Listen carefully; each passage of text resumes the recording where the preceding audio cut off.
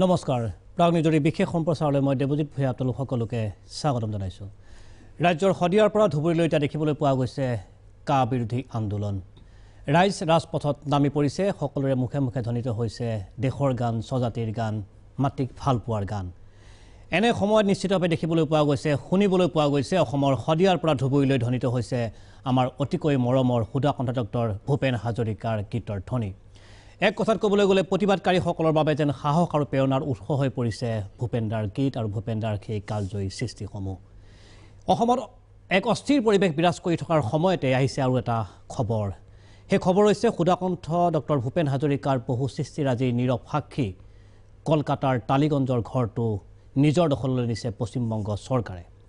নিশ্চিতভাৱে পশ্চিমবংগ চৰকাৰৰ এই সিদ্ধান্তক আমি সন্মান জনাইছোঁ কিন্তু তাত কিছু থাকি গৈছে আমাৰ আক্ষেপ আমাৰ অসন্তুষ্টি আমাৰ ক্ষোভ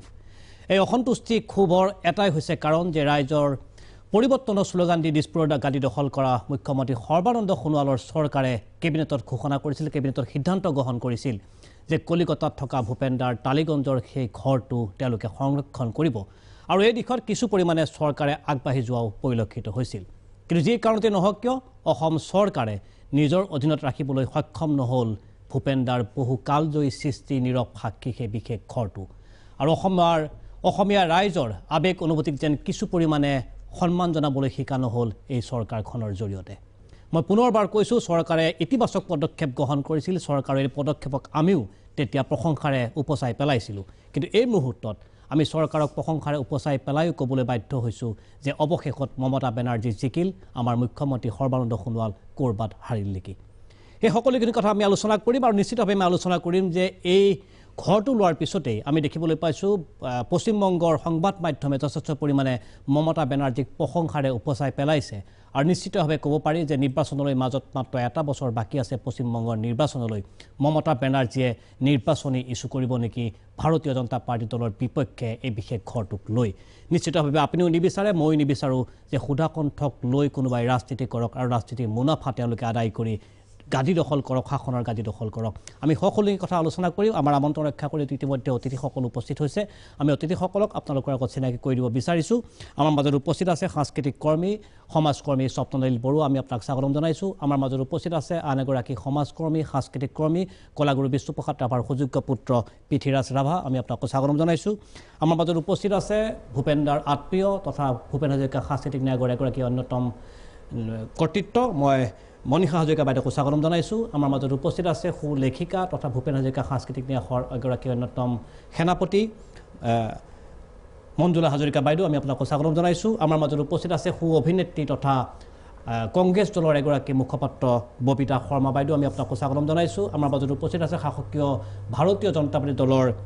এগৰাকী মুখপাত্ৰ তথা এগৰাকী সমাজকৰ্মী সুভাষ দত্তক মই স্বাগতম জনাইছোঁ লগতে আমাৰ মাজত বিশেষভাৱে উপস্থিত আছে কলকাতা অসমীয়া সাংস্কৃতিক সংস্থাৰ হিতেন হাতখোৱা আমি আটাইকেইগৰাকী স্বাগতম জনাইছোঁ প্ৰথমতে মই আহিব বিচাৰিছোঁ মনীষা বাইদেউৰ ওচৰলৈ আপোনাৰ ওচৰলৈ মই অহাৰ কেইবাটাও কাৰণ এটা কাৰণ হৈছে ভূপেন্দাৰ আপুনি আত্মীয় দ্বিতীয়টো কাৰণ হৈছে ভূপেন হাজৰিকা সাংস্কৃতিক ন্যায়ৰ আপুনি নেতৃত্ব বহন কৰি আছে আৰু তৃতীয় কথাটো হৈছে সুধাকণ্ঠৰ টালিগঞ্জৰ সেই বিশেষ ঘৰটোৰ আপুনি হৈছে এগৰাকী ওচৰ চুবুৰীয়া আপুনি তাৰ এগৰাকী কন্যা সেই চুবুৰীটো মই সমগ্ৰ পৰিৱেশটো জানিব বিচাৰিম আপোনাৰ মুখেৰে যে কেনেকুৱা ধৰণৰ চৰ্চা চলিছিল সেই সমগ্ৰ পৰিৱেশটো কেনেকুৱা ধৰণৰ মনীষা বাইদেউ এইটো সঁচাকৈ বহুত আগত এটা যুগত গুচি যাব লাগিব ঘূৰি যাব লাগিব সৰুকালটো যিহেতু তাতেই কাটিছে তাতে কটাইছোঁ আছে একচুৱেলি বহুত সৰু আছিলোঁ ভূপেন্দাৰ ঘৰটোৰ এড্ৰেছ আছিলে 77B গল্ফ ক্লাব ৰোড আৰু নেক্সট লেনৰ আমাৰ ঘৰটো আছিলে 31/24 গল্ফ ক্লাব ৰোড তো সেই পাৰাতেই ডাঙৰ হোৱা হিচাপতে ভূপেন্দাৰ ঘৰলৈ অহা যোৱা আৰু সেইটো এটা লেনত আকৌ উদয় শংকৰৰ ঘৰ আছিলে উদয় শংকৰ অমলা শংকৰ ভূপেন্দা তেতিয়া আমাৰ ফোন ট্ৰাংকল বুক কৰিব লাগে ভূপেন্দাৰ ঘৰত ফোন নাছিলে 77Bত তেতিয়া ভূপেন্দা গৈ পেলাই সেই উদয় শংকৰৰ ঘৰত বহি পেলাই ফোন কলছবিলাক কৰিছিলে যি নহওক সেই দিনকেইটা আকৌ ঘূৰি গ'লোঁ তুমি সোধাৰ কাৰণে সেইটো ঘৰত 77B গল্ফ ক্লাব ৰোডত বহু তোমাৰ বৰেণ্য ব্যক্তিৰ সমাগম ঘটিছিলে তাতে তুমি গীতিকাৰৰ পৰা কোৱা সুৰকাৰ কোৱা গীত গোৱা গায়ক গায়িকাই কোৱা তাৰ পৰা একদম ক'ব লাগিব তোমাক যে লতা মংগেশকৰৰ পৰা আৰম্ভ কৰি পেলাই হেমন্ত মুখোপাধ্যায়, সন্ধ্যা মুখোপাধ্যায়, শ্যামল মিত্ৰকে আদি কৰি গীতিকাৰ গৌৰীপ্ৰসন্ন বন্দ্যোপাধ্যায়, গৌৰীপ্ৰসন্ন মুখাৰ্জী, পুলক বন্দ্যোপাধ্যায়, তাৰপিছত তোমাৰ আৰু সুৰকাৰটো বিভিন্ন জনৰ আগমন আছিলে। তাৰ বাহিৰে পেইণ্টাৰ ভূপেন দা খুব ঘনিষ্ঠ বন্ধু আছিলে অচি গাংগুলী। তেওঁ খুব সঘনে অহা যোৱা হৈছিলে। তো সেইটো পৰিৱেশত আমি পাইছোঁ, কাৰণ ভূপেন দা তেতিয়াৰ পৰাই ল'ৰা ছোৱালী বহুত ভাল পাইছিলে। আৰু সেই 60s ধৰা 12 বছৰমান বয়সত মই ভূপেন দাৰ লগত গীত গোৱাৰ সৌভাগ্য হৈছিলে, মোৰ অসমীয়া গীত। তো সেইটো সময়তে খুব আমাৰ অহা যোৱা আছিলে। কাষৰ ফ্লেটটোত আছিলে হেনা বুলি মোৰ বান্ধৱী, মাক স্বাগতা চক্ৰৱৰ্তী, ইয়াকো ভূপেন দাৰ বোলছবি এৰাবাটৰ সুৰত অভিনয় কৰা মানুহগৰাকী আছিলে, ব্যক্তি আছিলে যি নহওক। তো তেনেকৈ আমাৰ সৰুকালটো ভূপেন দাক তেতিয়া আৰুতো ইমান মানে এটা ডাঙৰ মানুহ বা কিবা লেজেণ্ডাৰী ফিগাৰ এটা ভাবে অহা নাছিলে। ভূপেন মামা বুলি মাতিছিলোঁ। আৰু প্ৰায় ইভিনিঙত ভূপেন দাৰ ঘৰত মানে তোমাৰ সেই সৰু ল'ৰা ছোৱালীবিলাকৰ আমাৰ আড্ডা আছিলে। আৰু তাত ভূপেন দা খুব ধুনীয়া ৰসাল কথা কয় আৰু বহুত গল্প কয়, আৰু আমি মন দি শুনি থাকোঁ সেইবিলাক। তেনেকুৱা এটা পৰিৱেশতেই সৰুকালত ভূপেন দাক পাইছোঁ। তাৰপিছত আমি নাচ গান কৰোঁ। উদয় শংকৰৰ ঘৰৰ এটা মস্ত বাৰাণ্ডা, তাতে ভূপেন দাও যায় বহে। আমি তাতে ৰবীন্দ্ৰ সংগীত, নজৰুল গীতি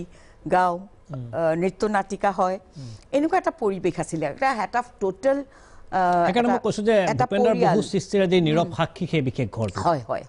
একদম একেবাৰে নীৰৱ সাক্ষী। আৰু সেইটোৱে কথা, মানে সেইটো সংৰক্ষণ কৰাটো বিশেষভাৱে আমি সংৰক্ষণ কথা পাতিম নিশ্চয়। বাইদেউ, মই আহিব বিচাৰিছোঁ পৃথ্বীৰাজ ৰাভাৰ ওচৰলৈ। আমি দেখিবলৈ পাইছোঁ আপুনিও শেহতীয়াভাৱে ৰাইজৰ লগত প্ৰতিবাদত অংশগ্ৰহণ কৰিছে। আৰু আৰম্ভণিতে মই কথাটো কৈছোঁ যে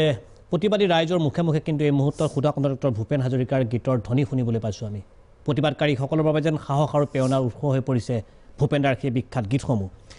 এটা সময়তে যিটো খবৰ আহিল যে ঘৰটো পশ্চিমবংগ চৰকাৰে ইতিমধ্যে নিজৰ হাতলৈ নিবলৈ সকলোখিনি প্ৰস্তুতি তেওঁলোকে সম্পূৰ্ণ কৰি তুলিলে, কেনেকুৱা অনুভৱ আপোনাৰ? অনুভৱ মানে আমি প্ৰতিটো কথাত লক্ষ্য কৰিছোঁ যে আমি অসমৰ যিবিলাক অনুষ্ঠান প্ৰতিষ্ঠান, ৰাজহুৱা অনুষ্ঠান প্ৰতিষ্ঠান আছে, বা অসম চৰকাৰৰ বিভিন্ন সময়ত বিভিন্ন দলে ৰাজনৈতিক দলে চৰকাৰ গঠন কৰিছে। এই চৰকাৰ গঠন কৰা সেই দলসমূহ আৰু এই আমাৰ ৰাজহুৱা যিবিলাক অনুষ্ঠান প্ৰতিষ্ঠান, তেওঁলোকে কিছুমান কথাত হঠাতে মাত দিয়ে আৰু হঠাতে এৰা দিয়ে। চৰকাৰে সেইখিনি সময়ত কংগ্ৰেছৰ দিনতে আৰম্ভ হৈছে কথাটো। কংগ্ৰেছৰ দিনত গ'ল, একো নহ'ল। তাৰপিছত বিজেপি গভৰ্ণমেণ্ট আহিল, বিজেপিৰ দিনতো কি হ'ল কি নহ'ল, এবাৰ কয় হ'ব, এবাৰ কয় নহ'ব, ঘৰটো লোৱা হ'ব, লোৱা নহ'ব, এই ধৰণৰে ডিলে কৰি থকা যিটো ছিষ্টেম, এই ছিষ্টেমটোৰ কাৰণে অসমত মই দেখিছোঁ কোনো কামেই আমি অসমীয়াবিলাকে ছাকচেছ কৰিব নোৱাৰোঁ। ই চৰকাৰেই হওক বা আমাৰ ৰাজহুৱা অনুষ্ঠানেই হওক। বহুত ৰাজহুৱা অসম সাহিত্য সভাৰ পৰা আৰম্ভ কৰি অসম সাহিত্য সভাও বহুত সময়ত বহুত কথা কয়, কথাটো কয় আকৌ এৰা দিয়ে। চৰকাৰেও কথাটো কয় আকৌ এৰা দিয়ে। গতিকে ইয়াৰ মুনাফাটো বেলেগে ল'বই, অসমীয়া মানুহে মুনাফাটো ল'ব নোৱাৰে। কিয়, মই মনত আছে আজিৰ পৰা বহু বছৰ আগতে আমাৰ দেউতাহঁতে কোৱা যে বিধান ৰায় পশ্চিমবংগৰ মুখ্যমন্ত্ৰী আছিল। তেতিয়া বিধান ৰায়ে এটা কথা অসম চৰকাৰক সেইখিনি সময়ত অসম চৰকাৰক কৈছিলে যে কোচবিহাৰৰ ৰাজবাৰী, যিটো কোচ ৰজাই বনোৱা ৰাজবাৰী, বিৰাট অট্টালিকা, গোটেই মাটি কিমান সম্পত্তি, যে অসম চৰকাৰক দিব খুজিছিল বিধান ৰায়ে। অসম চৰকাৰটো ইণ্টাৰেষ্টে নিদিলে। বহু বছৰ ধৰি বিধান ৰায় চিফ মিনিষ্টাৰ গ'ল, ৱেষ্ট বেংগলৰ চিফ মিনিষ্টাৰ আঁতৰি গ'ল। আঁতৰি যোৱাৰ পিছত সেই মাটিখিনি পৰি থাকিলে, ঘৰবিলাক পৰি থাকিলে। পিছত আৰ্কিঅলজি ডিপাৰ্টমেণ্ট দিয়া হ'ল আৰু গভৰ্ণমেণ্ট অফ ইণ্ডিয়া আৰ্কিঅলজি ডিপাৰ্টমেণ্টো পেলাই থৈ দিলে। পিছত আকৌ জ্যোতি বসুৰ দিনৰ পৰা আৰম্ভ কৰিছে যে এইটো এনেকৈ পৰি থাকিলে নহ'ব, গতিকে কোচ ৰজাৰ এই গোটেই ৰাজবাৰী, ৰাজমহল আকৌ নতুনকৈ তেওঁলোকে সজাই পৰাই তুলিছে। গতিকে আমাৰ মানুহৰ এইটো ডাঙৰ দুখ যে অসমীয়া মানুহে হঠাতেই বেছি জাতীয়তাবাদী হৈ যায়, আৰু হঠাতে আবেগটো খুব বেছি। আৰু আবেগৰ কোনো স্থিতি নাই। কেতিয়া কি হ'ব লাগে, কেতিয়া কি হ'ব নালাগে কোনো স্থিতি নাই। হঠাতে বেছি অসমীয়া, হঠাতে অসমীয়া বাদ দিয়ে, সদায় দুভাগ, অসমীয়া মানে দুভাগ হৈ থাকে। গতিকে আজি আমি খুব দুখ লাগে যে অসম চৰকাৰে বা অসমৰ যিবিলাক অনুষ্ঠান, জাতীয় সংগঠন, এই সংগঠনসকলে যি ভূপেন হাজৰিকাৰ কথা কওঁ,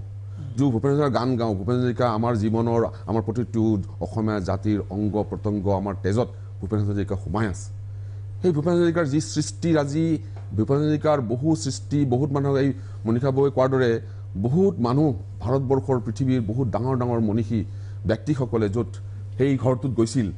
তাৰে ভূপেন হাজৰিকাৰ লগত কথা পাতিছিল সৃষ্টি হৈছিল সেই ঘৰটোকে আমি ওলাই দিছোঁ পেলাই দিছোঁ দলি মাৰি সেই ঘৰটো সংৰক্ষণ কৰি ৰাখিলে সেই ঘৰটো যদি আমি ভালকৈ ৰাখোঁ এটা ভাল মিউজিয়াম তৈয়াৰ কৰিব পাৰোঁ য'ত দেশ বিদেশৰ বহুত মানুহে আহি ভূপেন হাজৰিকাৰ সৃষ্টিৰাজিৰ বিষয়ে অসমীয়া কৃষ্টি সংস্কৃতিৰ বিষয়ে অসমীয়া থলুৱা লোকগীত লোক সংস্কৃতিৰ বিষয়ে অধ্যয়ন কৰিবলৈ কলিকতাটো বহুত ভাল জেগা য'ত পৃথিৱীৰ চব মানুহে আহি কলিকতাত জমা হয় কলিকতাতেই বহুত মনীষী ব্যক্তি আছে তেখেতসকলৰ আমি যদি যোগদান বিচাৰোঁ তেখেতসকলৰ আমি মানে সহযোগ বিচাৰোঁ তেখেতসকলে নিশ্চয় সহযোগ কৰিব এইখিনি কথাকে আমি অসমীয়া অনুষ্ঠান এই ৰাজহুৱা অনুষ্ঠান জাতীয় অনুষ্ঠান প্ৰতিষ্ঠানেতো একো কৰিব পৰা নাই আনকি চৰকাৰ যি চৰকাৰৰ হাতত অনেক ধন আছে শক্তি আছে বহুত শক্তি আছে চৰকাৰে বহুত কিবি কৰিব পাৰে চৰকাৰে কৰা নাই কাৰণে আজি চিফ মিনিষ্টাৰে বেংগলৰ চিফ মিনিষ্টাৰে কৈছে যে নহয় আমি সেইটোক ৰাখিম যিটো বিধান ৰায়ৰ দিনত হৈছিল তাৰ পুনৰাবৃত্তি হোৱা বুলি আপুনি ইতিহাসৰ পুনৰাবৃত্তি হৈছে পশ্চিমবংগত মই বিচাৰিছোঁ স্বপ্ননীল বৰুৱা আচলতে একেটাই প্ৰসংগ প্ৰথমতে লৈ যাব বিচাৰিছোঁ ফাৰ্ষ্ট ৰিয়েকশ্যন কি আপোনাৰ মই এটা কথা হিচাপে ভালো পাইছোঁ কিন্তু অসমীয়া হিচাপে আকৌ বৰ ভাল পোৱা নাই কথাটো যে সেই ঘৰটো আমি সংৰক্ষণ কৰিব পৰাহেঁতেন নাইবা হয়তো কাৰণ এটা কথা ঠিক যে কলিকতাত পৃথ্বীৰাজে কোৱাৰ নিচিনা যে তাত কিন্তু বিদ্যায়তনিক দিশ যিটো থাকিলেহেঁতেন ভূপেন হাজৰিকাৰ সৃষ্টিৰ ওপৰত সেই সৃষ্টিটো অসমত থকাতকৈ কলিকতাৰ তাৰ স্তৰটো নিশ্চয় বহু ওপৰৰ হ'লহেঁতেন আৰু সেইখিনি আমাৰ নেতৃত্বত থকাহেঁতেন নাইবা আমাৰ সংস্পৰ্শত থকাহেঁতেন তাৰ যিটো ভাল গুণ নাইবা ভাল দিশ আছিলে সেই ভাল দিশখিনি আমি ইয়াত সোনকালে পালোহেঁতেন আৰু সেই ভাল দিশৰ জৰিয়তে কাৰণ এতিয়ালৈকে আমাৰ অসমত কৰিবলগীয়া ভূপেন হাজৰিকাৰ কাম মই যদি কওঁ এক প্ৰকাৰ একো কৰাই নাই কাৰণ কি কাৰণে কৈছোঁ যে এতিয়া গানখিনি শিকাই আছে মনীষা বৌহঁতে নাইবা মঞ্জুলা বাইদেউহঁতে ধৰি মেলি লৈ ব্যক্তিগত প্ৰচেষ্টাত চলি আছে কিন্তু সংঘবদ্ধভাৱে অসমীয়া সমাজখনে এটা অনুষ্ঠান গঢ়ি তোলা নাই যিটোৱে ভূপেন হাজৰিকাৰ স্মৃতিটো একেবাৰে অসমৰ মাজত বিয়পাই তুলিব এই কেৱল আৱেগ হিচাপে নহয় এটা জাতীয় সম্পদ হিচাপে আৰু জাতীয় সম্পদৰ প্ৰত্যেকটা চিন স্বৰূপ তাৰ বৈশিষ্ট্য কি সেই বৈশিষ্ট্যখিনি জানিবলৈ মোৰ মাজে মাজে ভয় হয় যে মনীষা বাইদেউহঁতৰ পিছত কোনে গান শিকাব ভূপেন হাজৰিকাৰ গীত ভূপেন হাজৰিকাৰ গীত শিকোৱা মানুহৰ নিচিনা নোহোৱাৰ নিচিনা হৈ গৈছে কাৰণ ভূপেন হাজৰিকাৰ গীতৰ আটাইতকৈ ডাঙৰ বৈশিষ্ট্য হ'ল পৰিৱেশনটো সেই উচ্চাৰণ সেই প্ৰকাশভংগী সেই ইম'শ্যন সেই ভাৱ যদি দিব নোৱাৰোঁ এনেই সুৰত গানটো শিকাই দি পেলাই তাৰ প্ৰাণটো নাথাকিব নহয় যিটো এণ্ট্ৰি কৰে ভূপেন দাই আগতে সোমোৱাৰ লগে লগে বিস্তীৰ্ণ পাৰৰ বুলি কোৱাৰ লগে লগে যিটো নিজম পৰি যায়গৈ আৰু মইতো দেখিছোঁ 60 চনৰ পৰা যে যিজন মানুহে তেতিয়া ডেকা কালত আহি লৈ পেলাই ধৰাই দিয়ে সেই হাৰমনিয়ামটোত আৰু হাৰমনিয়ামটো মেলাৰ লগে লগে যিজন মানুহ গ্ৰীণ ৰুমত দেখিছিলোঁ ষ্টেজত উঠি সেই সৰু মাইকটোৰ লগত ৰাণাদা থাকে বিজয় শংকৰে তবলা বজায় ফিলকিন লালুৱে তেতিয়া বেহেলা বজায় মানে অল্টাৰনেট কৰি থাকে শ্বিলঙৰ হাইড্ৰি পাৰ্কত সেই ভূপেন হাজৰিকাজনৰ সৃষ্টিখিনি নাইবা পৰিৱেশন শৈলী কোনে সংৰক্ষণ কৰিব দেখা মানুহখিনি থকালৈকে কৰিব কিন্তু তাৰপিছত যদি আমি বিদ্যায়তনিকভাৱে তাক বাণীবদ্ধ নকৰোঁ নাইবা তাৰ বিশেষত্বখিনি এটা কাঠামোৰ মাজত ঢালি নেপেলাওঁ তেতিয়াহ'লে আমাৰ সেই মিউজিয়ামকেইটাৰ নিচিনা হ'ব মিউজিয়াম আছে কলাক্ষেত্ৰত ময়ে জড়িত আছিলোঁ সেইখন স্থাপন কৰাৰ ক্ষেত্ৰত কিন্তু আজি যদি মই বিদেশৰ পৰা আলহী এজন লৈ যাওঁ এজন গাইড নাই যি বুজাই দিব পাৰিব যে ভূপেন হাজৰিকাৰ বৈশিষ্ট্য কি বস্তুখিনি যি কেপত আছে তাততো লেখা আছে বুজিছোঁ কিন্তু কাষত যদি গানটো শুনে গানৰ বৈশিষ্ট্য কি এই সুৰটো ক'ৰ পৰা আহিল এই সুৰটোৰ ক'ত ক'ত প্ৰভাৱ পৰিছে বিস্তীৰ্ণ দুপাৰৰ গানটো গোটেইবিলাক কথা জানিবলগীয়া কথাটো সেইকাৰণে মই কৈছোঁ যে কলিকতাত এতিয়া ঘৰটো সংৰক্ষণ কৰি থ'লে পশ্চিমবংগ চৰকাৰে আমাৰ কিবা লাভ হ'ব নেকি তাৰপৰা তেওঁলোকে যদি তাত ব্যৱহাৰ নকৰে আমি যেনেকৈ আশা কৰিছোঁ যে ভূপেন হাজৰিকাৰ চৰ্চাৰ কেন্দ্ৰ কলিকতা ব্ৰাঞ্চ সেই ব্ৰাঞ্চটো যদি নহয়গৈ এনেই ঘৰটো সাজি থৈ দিয়ে আমাৰ এটা মিউজিয়াম সাজি থোৱাৰ নিচিনা সেইটোৱে মোৰ ভাৱ মই আহিব বিচাৰিছোঁ হিতেন হাতখোৱাৰ ওচৰলৈ আপুনি কলকাতাবাসী অসমীয়া লোকসকলক এই মঞ্চত প্ৰতিনিধিত্ব কৰিছে কলকাতাত বাস কৰা এগৰাকী অসমীয়া লোক হিচাপে আপোনাৰ কেনেকুৱা ধৰণৰ প্ৰতিক্ৰিয়া হ'ব এই মুহূৰ্তত চাওক এইটো ক্ষেত্ৰত যদি চাবলৈ যায় যে আমি বিচাৰিছিলোঁ যে সংৰক্ষণ হওক কলকাতা অসমীয়া সাংস্কৃতিক সংস্থাই প্ৰথমতে যেতিয়া ইয়াৰ আগতে গগৈ ছাৰৰ তৰুণ গগৈ তেখেতৰ মিনিষ্ট্ৰী আছিল আমি কেলকাতাত 2015 আমি তেখেতক মেমৰেণ্ডাম দিছিলোঁ যে ঘৰটো সংৰক্ষণ হ'ব লাগে। আমি আমাৰ কেলকাতা আছাম হাউচত তেখেত আহিছিল, তেতিয়া আমাৰ প্ৰতিনিধি সভা, আমাৰ সভাপতি অতুল ভৰালী আছিল, সম্পাদক অনুজ গগৈ আছিল, আমি গোটেইখিনিয়ে গৈ তেখেতক দিছিলোঁ, আলোচনা কৰিছিলোঁ যে ঘৰটো সংৰক্ষণ হ'ব লাগে। তো সেইখিনি সময়ত তাৰ পিছতো আমি বহুতবাৰ কৈছোঁ, সেই সময়ত হয়তো কিমানখিনি গভৰ্ণমেণ্টে আগবঢ়াইছিল সেইখিনি বিষয়ে আমি জ্ঞাত নহয়, কিন্তু তাৰপিছত এটা প্ৰস্তাৱ আগবঢ়োৱা হৈছিল। আৰু এইটো এটা আপুনি যিটো প্ৰথম কথা সুধিলে যে এইখিনি যে আপোনালোকৰ ৰিয়েকশ্যনটো কি, এটা হেৰিটেজ প্ৰপাৰ্টি হিচাপত যদি ঘৰটো সংৰক্ষণ কৰিবলৈ লৈছে, হুএভাৰ ইট মে বি, এইটো হয়তো অসম গভৰ্ণমেণ্ট হওক, সেইটো ৱেষ্ট বেংগল গভৰ্ণমেণ্ট হওক, কিন্তু চৰকাৰীভাৱে যদি সংৰক্ষণ কৰিব ওলাইছে সেইটোক আমি ৱেলকাম কৰিব পাৰোঁ এজ এ হেৰি হিচাপত, যে এটা এটলিষ্ট সংৰক্ষণ হ'বলৈ গৈ আছে। কিন্তু বাকীখিনি যিখিনি আমি পেনেলিষ্টে এতিয়া কৈ আছে যে এই ঘৰটোৰ কিমানখিনি কেনেকুৱা ধৰণৰ হ'ব লাগিছিল, নিশ্চিতভাৱে যদি অসম চৰকাৰৰ হাতত থাকিল হয়, যিটো এটা অসমীয়া বা অসমৰ অনুভূতি এটাৰ জড়িত কৰি সেই ঘৰটো সংৰক্ষণ হ'ল হয়, সেইখিনি পৰ্যায় হয়তো নাপাবগৈও পাৰে। কিন্তু ৱেষ্ট বেংগলে যিকেইটা বা কেলকাতাত যিকেইটা হেৰিটেজ প্ৰপাৰ্টি তেওঁলোকে একুৱায়াৰ কৰিছে, 1200 যিখিনি তেওঁলোকে কৰিছে, তেওঁলোকে কিন্তু খুব ভালদৰে কৰিছে। এইটোত কোনো ডাউট নাই যে হয়তো এনে পেলাই থ'ব, হয়তো এইটো এটা হেৰি হ'ব পাৰে যে অসমীয়া মানুহৰ ইম'চনটোক হিট কৰিবৰ কাৰণে তেওঁলোকে কিবা এটা সেই হিচাপত ভাবি কৰিব পাৰে, কিন্তু কৰাটো কিন্তু বেয়া নহয়, যোনেই কৰক। কিন্তু তাৰ পিছত যদি আৰু আপুনি বাকী বিস্তৃতভাৱে বিচাৰে যে কেনেদৰে কথাটো আগবাঢ়িছিল, তো সেইখিনি যদি আপুনি সুযোগ দিয়ে তেনেহ'লে মই বাকীখিনি কথা পৰৱৰ্তী পৰ্যায়ত আহিম। মই মঞ্জুলা হাজৰিকাৰ ওচৰত আহিব বিচাৰিছোঁ। ফাৰ্ষ্ট ৰিয়েকশ্যন কি আপোনাৰ? পৰৱৰ্তী পৰ্যায়ত মই বিভিন্ন বিষয় নিশ্চয় আলোচনা কৰিব লাগিব। মোৰ ৰিয়েকশ্যন স্বপ্ননীলে কোৱাৰ দৰে ভালো লাগিছে, দুখো লাগিছে। যদি অসম চৰকাৰে এইখিনি কাম হাতত ল'লে হয় বা সংৰক্ষণৰ কামখিনি, তেতিয়া চাগে আমি বেছি ভাল পালোঁ হয়। প্ৰথম মোৰ ৰিয়েকশ্যন। আৰু দ্বিতীয় কথা হ'ল কি, অসম চৰকাৰে কিন্তু এই বিষয়ত আগবাঢ়িছিলে, তেওঁলোকে যথেষ্ট চেষ্টাও কৰিছিলে। কাৰণ আমি যেতিয়া ভূপেন হাজৰিকা নিশ্চয় পাতিম, অসম চৰকাৰে কি কৰিলে, কংগ্ৰেছে কি কৰিলে, বিজেপিয়ে কি কৰিলে নিশ্চয় পাতিম। মই সামগ্ৰিক দৃষ্টিভংগী ফালৰ পৰা আপোনাৰ ফাৰ্ষ্ট ৰিয়েকশ্যনটো বিচাৰিছোঁ।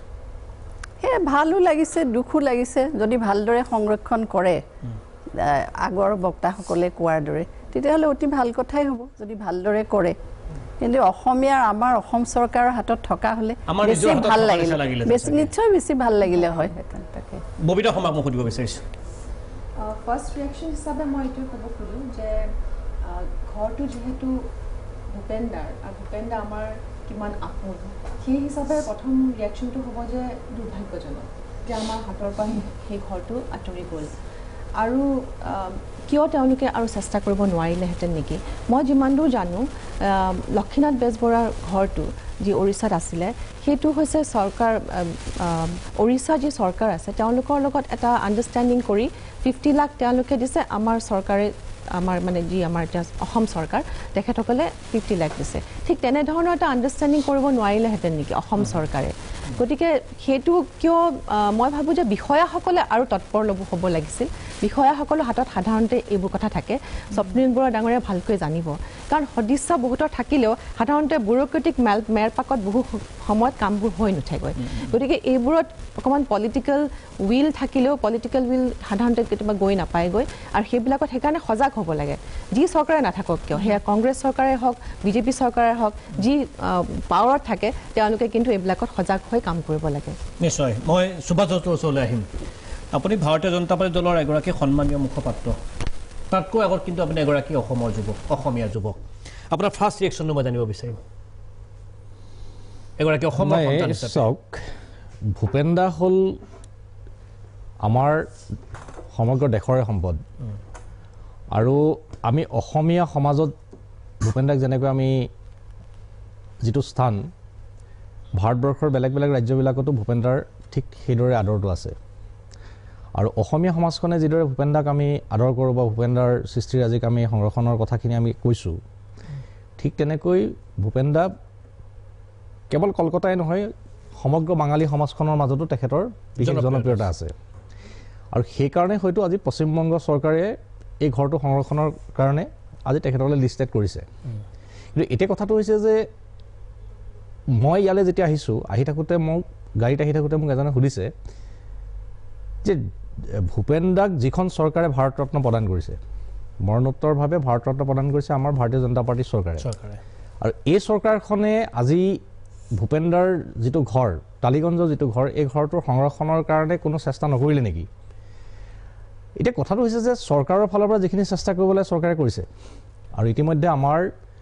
সাংস্কৃতিক পৰিক্ৰমা মন্ত্ৰী নৱদলে ডাঙৰীয়া আৰু আমাৰ মুখ্যমন্ত্ৰী ডাঙৰীয়া প্ৰেছ উপদেষ্টা ঋষিকেশ গোস্বামী ডাঙৰীয়া নিজে কলিকতালৈ গৈ তাৰ অনাৰজনৰ লগত কথা পাতি তাতে এটা এগ্ৰিমেণ্টো কৰিছে আৰু এগ্ৰিমেণ্ট কৰাৰ পিছত 1,65,00,000 টকাত গোটেই কথাখিনি হৈ গ'ল এতিয়া এই ঘৰটো অসম চৰকাৰে ক্ৰয় কৰিবৰ কাৰণে যিটো ৰেজিষ্ট্ৰেশ্যন কৰিব লাগে সেই ৰেজিষ্ট্ৰেশ্যনটোত পশ্চিমবংগৰ চৰকাৰে পাৰ্মিশ্যনটো নিদিলে আৰু যোৱাকালিৰ পৰা যিটো কথা গম পাইছোঁ যে পশ্চিমবংগৰ চৰকাৰে অসম চৰকাৰক আচলতে দিব বিচৰা নাই তেখেতসকলে নিজে সংৰক্ষণৰ কাৰণে লিষ্টেড কৰিছে এতিয়া মোৰ কথাটো হ'ল যে ভূপেন্দাৰ কেৱল কলিকতাৰ ঘৰটোৱেই নহয় ভূপেন্দাৰ স্মৃতি বিজড়িত যিবিলাক অনুষ্ঠান আছে প্ৰতিটো অনুষ্ঠানে সংৰক্ষিত হ'ব লাগিব আৰু আমাৰ চৰকাৰখন এই ক্ষেত্ৰত আগ্ৰহী আমাৰ চৰকাৰখনে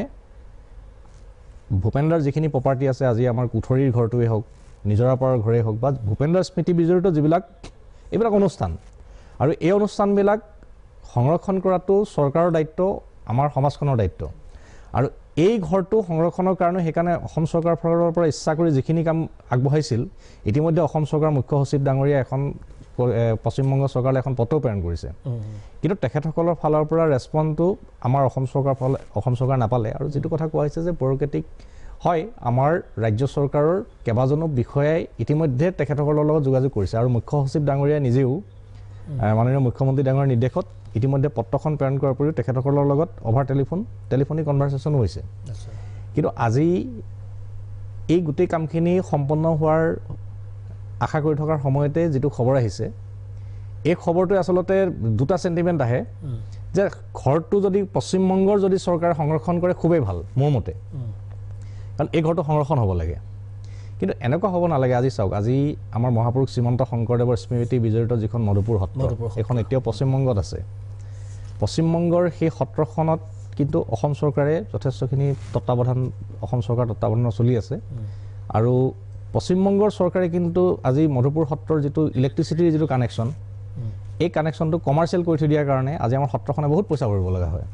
গতিকে আগ্ৰহৰো কথা আছে আৰু এই ঘৰটো যদি পশ্চিমবংগৰ চৰকাৰে সংৰক্ষণ কৰেও প্ৰশ্ন আহি পৰিব নেকি সেই কথাখিনি কিন্তু অকণমান চিন্তাটো পৰিছোঁ কিন্তু অসম চৰকাৰে এতিয়াও আমাৰ সাংস্কৃতিক মন্ত্ৰী ডাঙৰীয়া মই ইয়ালৈ অহাৰ আগতে কৈছে যে 1,65,00,000 টকাটো এটা ছেপাৰেট একাউণ্টত ৰাখি থোৱা আছে ৰেডি আছে পইচাটো যদি পশ্চিমবংগ চৰকাৰে যদি এতিয়াও দিয়ে আমাৰ চৰকাৰে ঘৰটো ক্ৰয় কৰি সেইটো এটা হেৰিটেজ বনাবৰ কাৰণে আমাৰ পৰৱৰ্তী বাজেটত আৰু ধন ধাৰ্য কৰাৰ কথাটো সাংস্কৃতিক মন্ত্ৰী ডাঙৰীয়া ইতিমধ্যে কৈছে গতিকে অসম চৰকাৰ আগ্ৰহ আছে সদিচ্ছা আছে আৰু যিখিনি পাৰে সেইখিনি চেষ্টা কৰিছে আৰু মই ভাবোঁ যে আমাৰ চৰকাৰখনে যেনেকি ইমান দিনৰ পিছত তেখেতক ভাৰত ৰত্ন হিচাপে আজি সন্মানিত কৰিছে গতিকে চৰকাৰখনৰ সদিচ্ছাত নিশ্চয় চৰকাৰৰ সদিচ্ছাক লৈ প্ৰশ্ন অহা নাই মই আৰম্ভণিতে স্পষ্টকৈ কৈছোঁ যে মুখ্যমন্ত্ৰী ডাঙৰীয়াই হওক সাংস্কৃতিক মন্ত্ৰী ডাঙৰীয়াই হওক আৰু মূলতঃ অসম চৰকাৰখনে যিটো পদক্ষেপ লৈছে তাত প্ৰশংসনীয় পদক্ষেপ তাত কাৰো ৰিমত থাকিব নোৱাৰে নিশ্চয় কিন্তু প্ৰশ্নটো উত্থাপিত হৈছে এইবাবেই যে কেবিনেটত এটা সিদ্ধান্ত গ্ৰহণ কৰাৰ পিছত কেবিনেটৰ সেই সিদ্ধান্তটো কিয় কাৰ্যকৰী কৰিব পৰা নহ'ল এইটো আচলতে গুৰুত্বপূৰ্ণ কেবিনেটত বহু দেখা যায় বহু আপোনালোকে সিদ্ধান্ত গ্ৰহণ কৰে কিন্তু বাস্তৱত ৰূপায়িত নহয় সিদ্ধান্তবিলাক আমাৰ চৰকাৰ ভূপেন্দ্ৰ ঘৰটো শেহতীয়া নিদৰ্শন বুলি ক'ব পাৰি মই কৈছোঁ শুনক আমাৰ চৰকাৰে কেবিনেটত সিদ্ধান্ত ল'লে আমাৰ চৰকাৰে সিদ্ধান্ত লৈ তাৰ কাৰণে পইচাও ৰেডি কৰিলে পইচাও একাউণ্টত ৰাখি থোৱা আছে আমাৰ চুবুৰীয়া ৰাজ্যখনৰ যিখন ৰাজ্য চৰকাৰ এই ৰাজ্য চৰকাৰখনৰ যিটো সদিচ্ছা ৰাজ্য চৰকাৰ সেইখন ৰাজ্য চৰকাৰে যদি নিদিয়ে ৰেজিষ্ট্ৰেশ্যনৰ যদি অনুমতি নিদিয়ে তেতিয়াহ'লে আমাৰ চৰকাৰটো তাত গৈতো জোৰ জবজ কৰিব নোৱাৰে গতিকে আমাৰ চৰকাৰৰ ফালৰ পৰা অফিচিয়েলি যিটো কমিউনিকেট কৰিব লাগে যিখিনি চেষ্টা কৰিব লাগে আমাৰ চৰকাৰৰ ফালৰ পৰা এনেকুৱা এটা কথা নিশ্চয় আহিব পাৰে নেকি সুভাষ দত্ত ডাঙৰীয়া যিটো পশ্চিমবংগত চলি আছে তৃণমূল কংগ্ৰেছৰ চৰকাৰ আৰু ইয়াত চলি আছে ভাৰতীয় জনতা দলৰ চৰকাৰ দুটাটো সাপ নেউলৰ সম্পৰ্ক আপোনালোকে নিশ্চয় সেই কথা ভালকৈ জানে গতিকে কেবিনেটত এটা ডিচিশ্যন লোৱাৰ আগতে আপোনালোকে গ্ৰাউণ্ড জিৰ'টো কিয় আপোনালোকে ইতিমধ্যে প্ৰয়োজন আছিল আপোনালোকে আমাৰ মুখ্যমন্ত্ৰী ডাঙৰীয়াই পশ্চিমবংগৰ মুখ্যমন্ত্ৰী মমতা বেনাৰ্জী ডাঙৰীয়ানীৰ লগত কলিকতাত নিজেই 1-to-1 টক কৰিছে আৰু সেই সময়ত পশ্চিমবংগৰ মুখ্যমন্ত্ৰী ডাঙৰীয়ানীয়ে আমাৰ মানুহ বুলি কৈছে কিন্তু আমাৰ মুখ্যমন্ত্ৰী ডাঙৰীয়া এই ক্ষেত্ৰত সহযোগ কৰিম বুলিও কৈছে আৰু আপোনালোকে লেটাৰখন দিয়ক বুলিও কৈছে আৰু সেইমতে আমাৰ চিফ ছেক্ৰেটাৰীয়ে দিও লেটাৰখন দিছেও কিন্তু পৰৱৰ্তী সময়ত তেখেতসকলে যে এই সিদ্ধান্ত যে লৈছে এই সিদ্ধান্তটো আচলতে আমাৰ অসম চৰকাৰে ভাবিছিলে যে পশ্চিমবংগ চৰকাৰে আমাক ৰেজিষ্ট্ৰেশ্যনৰ কাৰণে অনুমতিটো দিব আৰু অনুমতিটো দিলে আমি আমাৰ কামখিনি আমি আগবঢ়াই লৈ যাব পাৰিম যিদৰে আজি উৰিষ্যা চৰকাৰে আমাৰ লক্ষ্মীনাথ বেজবৰুৱাৰ ঘৰটো সংৰক্ষণত আমাক সহযোগ কৰিছে ঠিক তেনেকৈ পশ্চিমবংগ চৰকাৰে যদি তেনেধৰণেও যদি দিলেহেঁতেন আমি ভাল পালোহেঁতেন নিশ্চয় মই আলোচনা কৰিম আৰু পৰৱৰ্তী সময়ত এনেকুৱা নহয় যে আমাৰ অসম চৰকাৰৰ ফালৰ পৰা এতিয়াও চেষ্টা কৰিব পশ্চিমবংগ চৰকাৰে যদিও এই ব্যৱস্থাটো তেখেতসকলৰ লিষ্টত আনিছে আমাৰ ৰাজ্য চৰকাৰৰ ফালৰ পৰা চেষ্টাটো এতিয়াও অব্যাহত থাকিব নিশ্চয় এইখিনিতে ল'ব বিচাৰিছোঁ মই খন্তে সময় বাণিজ্যিক বিৰতিৰ পিছত পুনৰ উভতি আহিম চাই থাকিব কেৱল প্ৰাগ নিউজ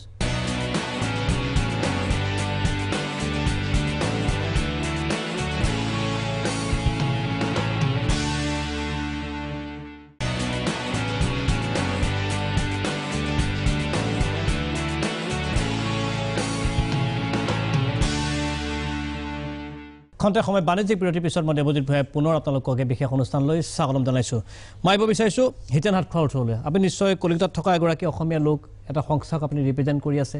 আৰু সমগ্ৰ প্ৰক্ৰিয়াটো সন্দৰ্ভত আপোনাৰ নিশ্চয় কিছু খবৰ আছে গতিকে আপোনাৰ জৰিয়তে মই প্ৰাৰম্ভিক দৰ্শকসকলক জনাব বিচাৰিছোঁ যে কলকাতাত থকা ভূপেন্দাৰ ঘৰটো ল'বলৈ অসম চৰকাৰে কেনেকুৱা ধৰণৰ পদক্ষেপ গ্ৰহণ কৰাৰ খবৰ আপোনালোকৰ হাতত আছে এনেকুৱা এইখিনি মই আপোনাক জাষ্ট অলপ বিস্তৃতভাৱে ক'ব বিচাৰিছোঁ এতিয়া আমাৰ যেতিয়া ৱেষ্ট বেংগল গভৰ্ণমেণ্ট আমাৰ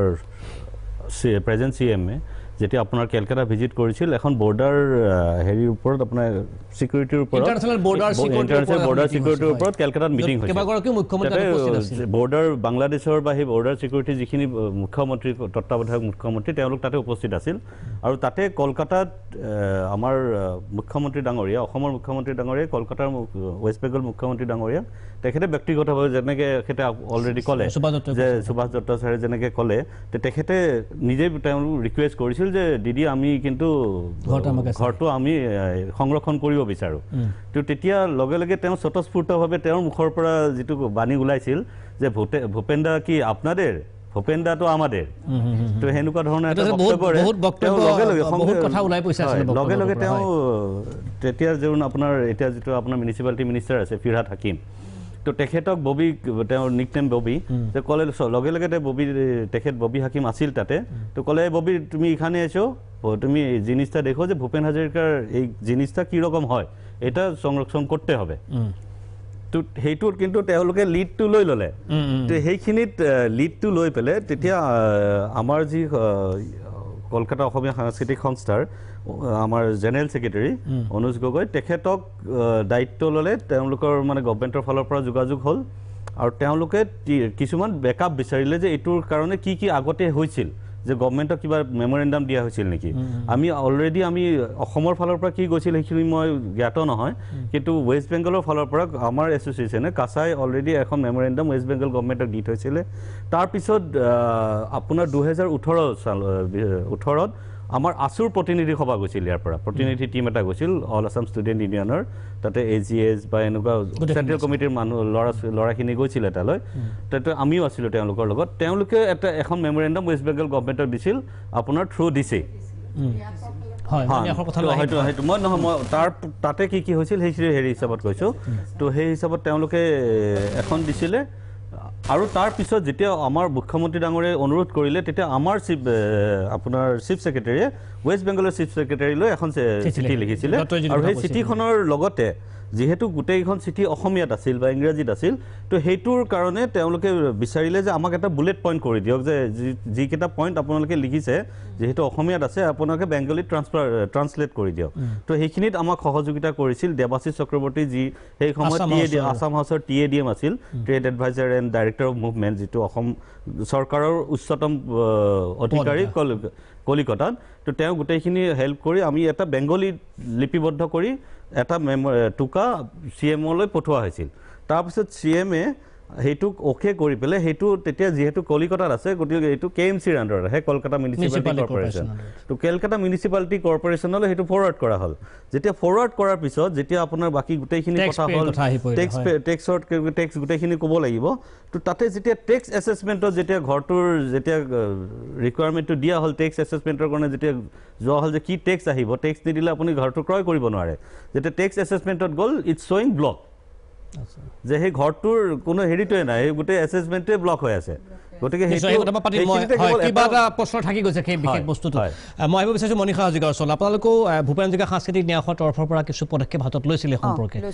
নিশ্চয় মই আপোনাৰ মুখে জানিব বিচাৰিম কেনেকুৱা ধৰণৰ পদক্ষেপ লোৱা হৈছে মই সেইখিনি কোৱাৰ আগতে মই আগৰখিনি কওঁ যে 14-15 চনতো কিন্তু এই দীপাংকৰ নাথৰ আছুৰ দীপাংকৰ নাথৰ নেতৃত্বত এটা স্বজাতি দল গৈছিলে দেই 2015 চনত 14-15 চন এনেকুৱা মানত দেই সেইটো কিন্তু মই জানো এই কাৰণে যে তেখেতসকল গৈ পেলাই আমাৰ ঘৰত গৈছিলে মোৰ মাহঁতৰ ঘৰত তেতিয়া মোৰ দাদাৰ পৰা অকমান ইনফৰমেশ্যন ল'বলৈ এই ঘৰটোৰ বিষয়ত আৰু তেখেতসকলে এটা মেমৰেণ্ডিয়াম দিছিলে আলিপুৰ কোৰ্টৰ ডিষ্ট্ৰিক্ট মেজিষ্ট্ৰেট আলিপুৰ কোৰ্টৰ ডিষ্ট্ৰিক্ট মেজিষ্ট্ৰেট কি বুলি মেমৰেণ্ডিয়ামখন দিছিল এই সংৰক্ষণৰ কাৰণে ঠিক আছে তাৰপিছত তেখেতসকল ঘূৰি আহি তেতিয়া কংগ্ৰেছৰ দিন কিন্তু কংগ্ৰেছৰ দিনতে হৈছিলে এইখিনি তাৰপিছত তেখেতসকলে আহি পেলাই আমাৰ চৰকাৰক এইটো সংৰক্ষণৰ বাবে যিখিনি কৰিব লাগে তাৰ বাবে এটা আবেদনো জনাইছিলে অসম চৰকাৰক দেই এইখিনি হ'ল প্ৰথম ষ্টেপটো দ্বিতীয় ষ্টেপটো হ'ল কি এই যে হিতেনে ক'লে দেৱাশিষ চক্ৰৱৰ্তী তেতিয়া আছিলে তেখেতৰ উপস্থিতিত আৰু কেইজনমান মানুহ তাৰমানে যিজনে ভূপেন্দ্ৰ ঘৰটো কিনিছিলে ডাংগী বুলি পেলাই সেই ডাংগীৰ ফোন নম্বৰটো মোৰ দাদাই দিছিলে প্ৰথমতে কিন্তু সেইটো ফোন নম্বৰ তেখেত যেহেতু পোৱা নাই দেৱাশিষ চক্ৰৱৰ্তী কিন্তু বহুত কষ্ট কৰি ফেচবুক থ্ৰুৰে গৈ বিচৰা হৈছিলে আনিলে তাৰপিছত মাতি প্ৰট'কল দি মাতিব লগা হৈছিলে মাতোতে সেইখিনি সময়ত কিন্তু আমাৰ ঋষিকেশো আছে আৰু আমাৰ সাংস্কৃতিক বিভাগ মন্ত্ৰী তেওঁলোকে থাকি পেলাই সেই ডাংগীৰ পৰা গোটেইখিনি মানে কথা বাৰ্তা পাতি এটা মোটামুটি ডিচিশ্যন এটা তেওঁলোকে দিব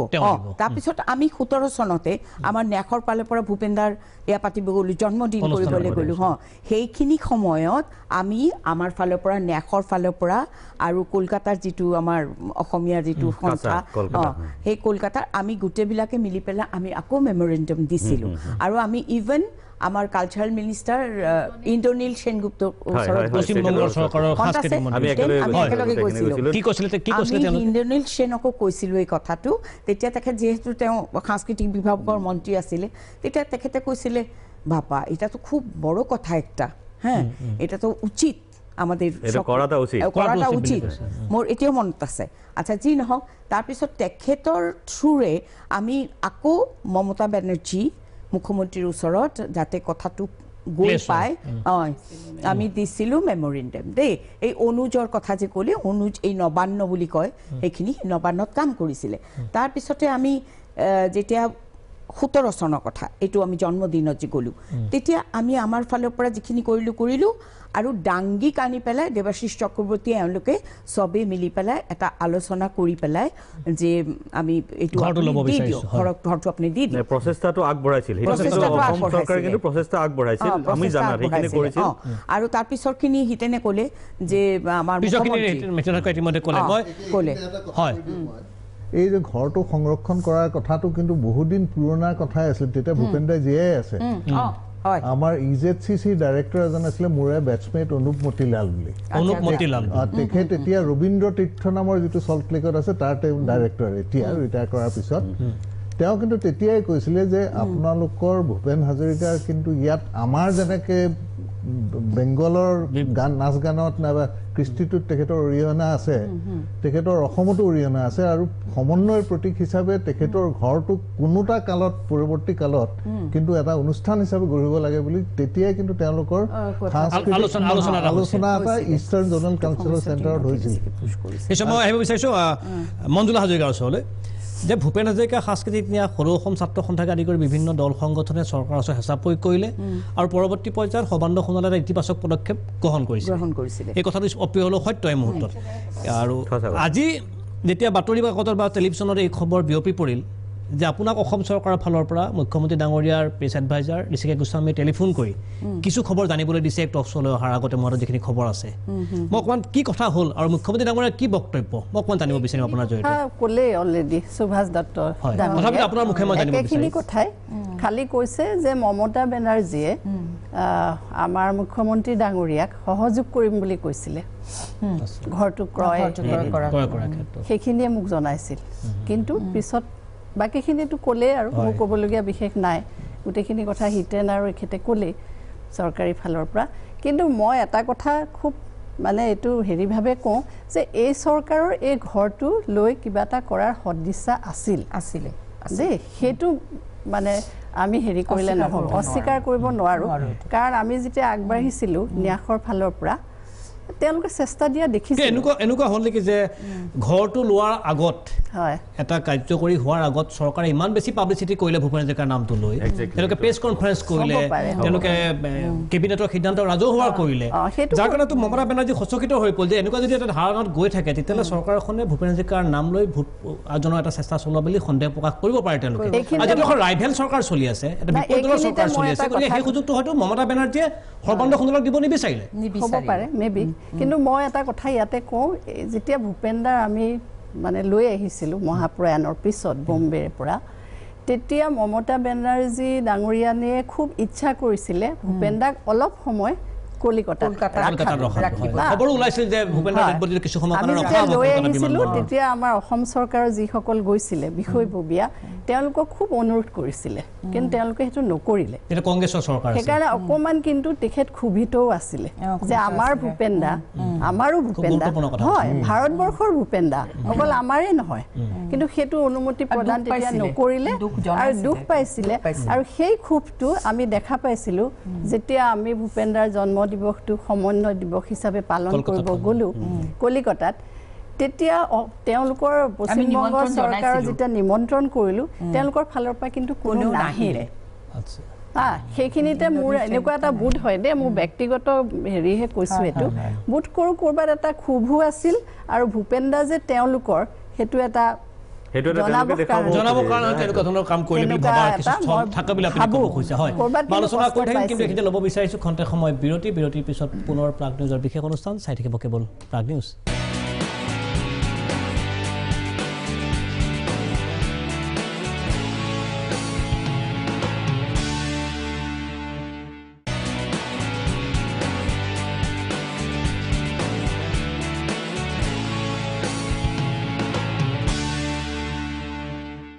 খন্তেক সময় বাণিজ্যিক বিৰতিৰ পিছত মই দেৱজিৎ ভূঞাই পুনৰ আপোনালোকক স্বাগতম জনাইছোঁ এই বিশেষ অনুষ্ঠানৰ মাজলৈ মই আহিব বিচাৰিছোঁ অভিনেত্ৰী আৰু কংগ্ৰেছ দলৰ প্ৰতিনিধি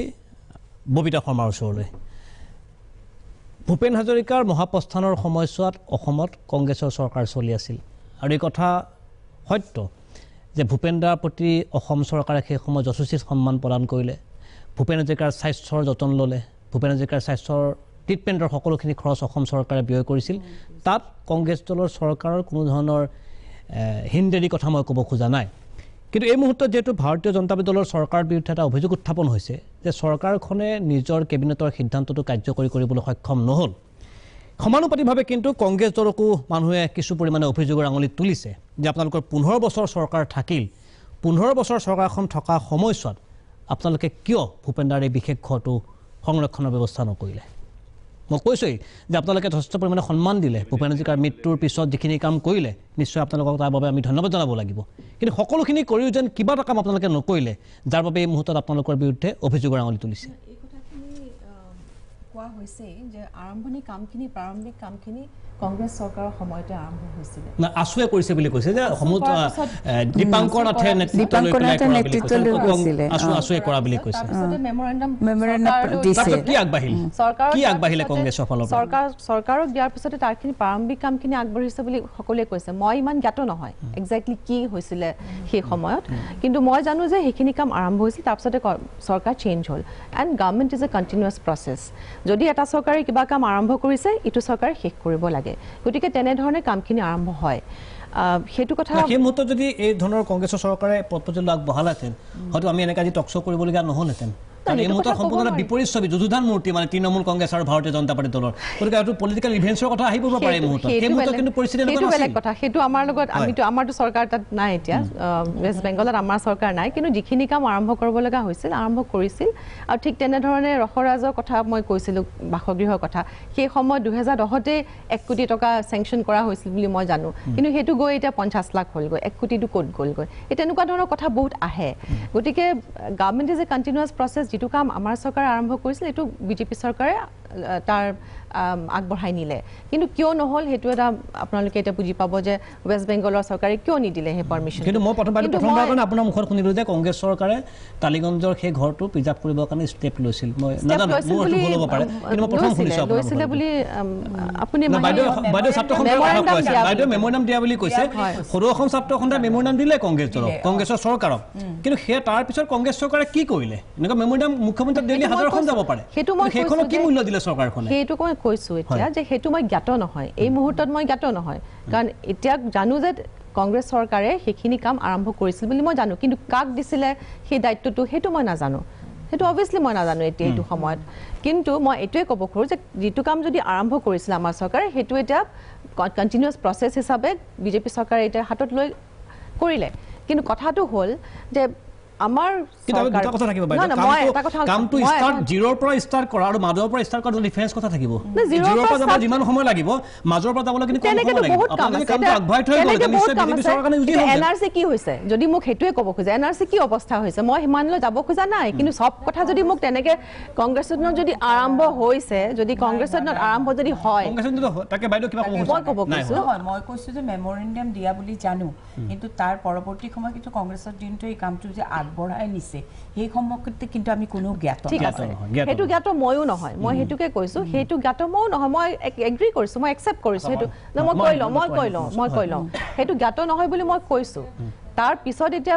বিজেপি চৰকাৰে কামটো আৰম্ভ কৰিছে ঠিক আছে কৰিছে কিন্তু তেওঁলোকে কিয় সফল হ'ব নোৱাৰিলে মই সেইটোতো যাব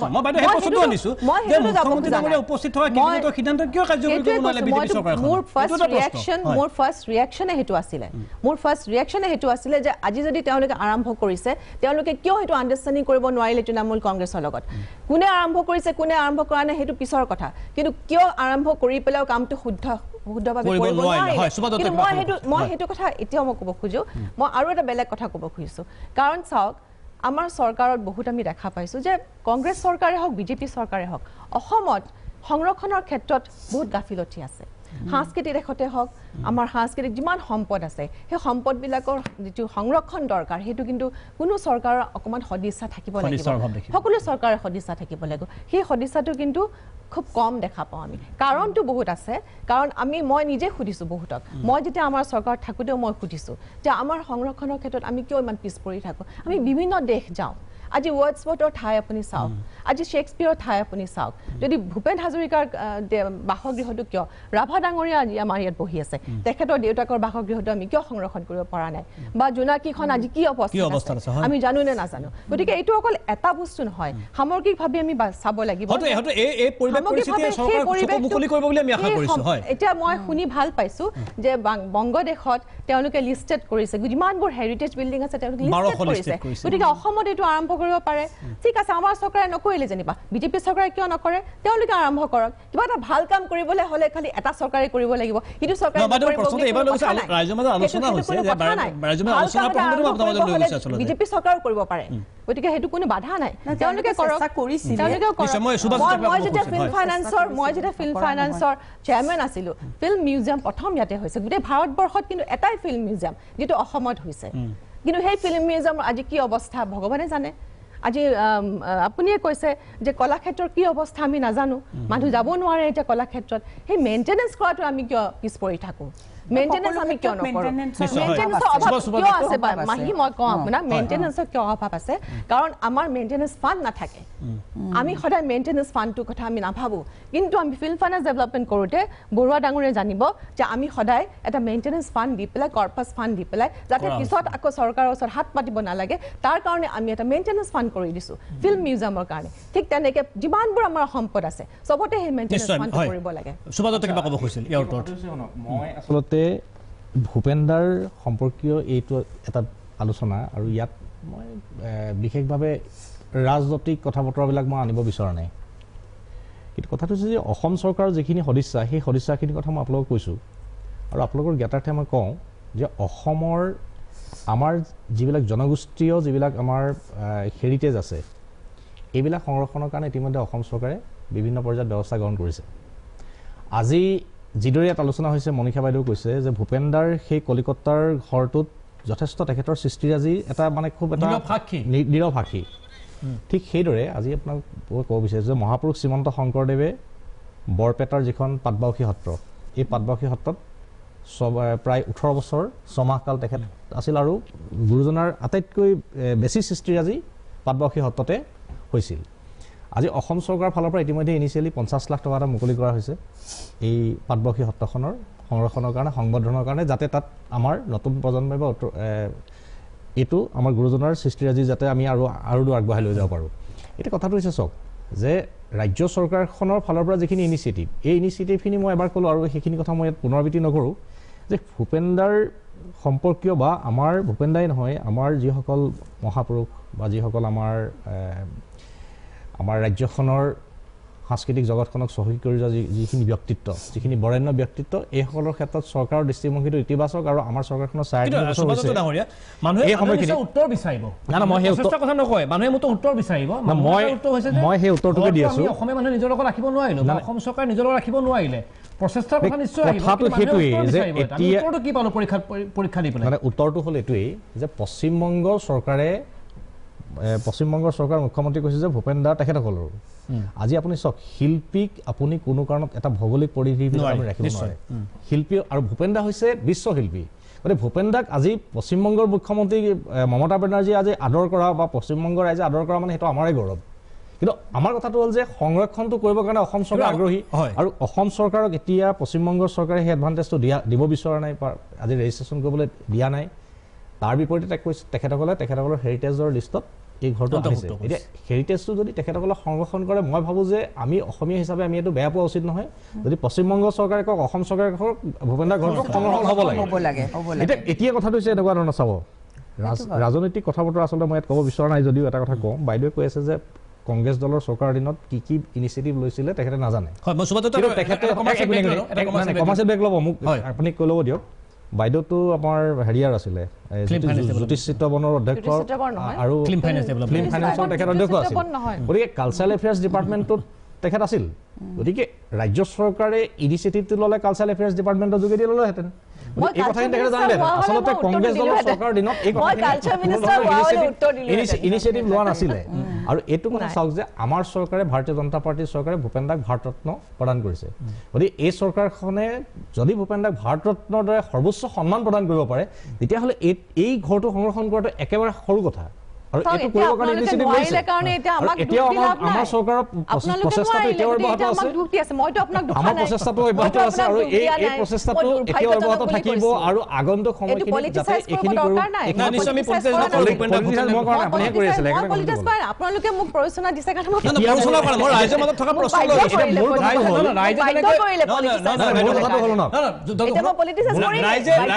ৰাইজে এই সমগ্ৰ বিষয়বস্তু লৈ যেনেকে বিজেপিক বেয়া পাইছে বিজেপি সমালোচনা কৰিছে অনেকে কংগ্ৰেছকো সমালোচনা কৰিছে এই বিষয়বস্তু লৈ যাব বিচাৰিছে কথা নহয় মই এইটো ক'ব বিচাৰিছোঁ মোৰ কথাটো হ'ল যে ভূপেন দা হৈছে বিশ্বশিল্পী বিশ্বৰ বিভিন্ন প্ৰান্তত তেখেতৰ স্মৃতি বিজড়িত যিবিলাক অনুষ্ঠান আছে সেই আটাইবিলাক অনুষ্ঠানে সংৰক্ষণ হ'ব লাগে বুলি মই এজন অসমীয়া হিচাপে মই অনুভৱ কৰিছোঁ আমাৰ মুখ্যমন্ত্ৰী ডাঙৰীয়াও এই ক্ষেত্ৰত আগ্ৰহী আৰু ভূপেন দাৰ স্মৃতি বিজড়িত প্ৰায়বিলাক অনুষ্ঠানেই আমাৰ ৰাজ্য চৰকাৰৰ ফালৰ পৰা সংৰক্ষণৰ কাৰণে পৰৱৰ্তী সময়ত ব্যৱস্থা গ্ৰহণ কৰিব ইতিমধ্যে বাইদেউহঁতৰ লগত সমাধি ক্ষেত্ৰখন নিৰ্মাণ কৰাত বহুত পলম হ'ব বুলি কিন্তু অভিযোগ আছে বাণিজ্যিক বিৰতিৰ পিছত পুনৰ উভতি আহিম চাই থাকিব কেৱল প্ৰাগ নিউজ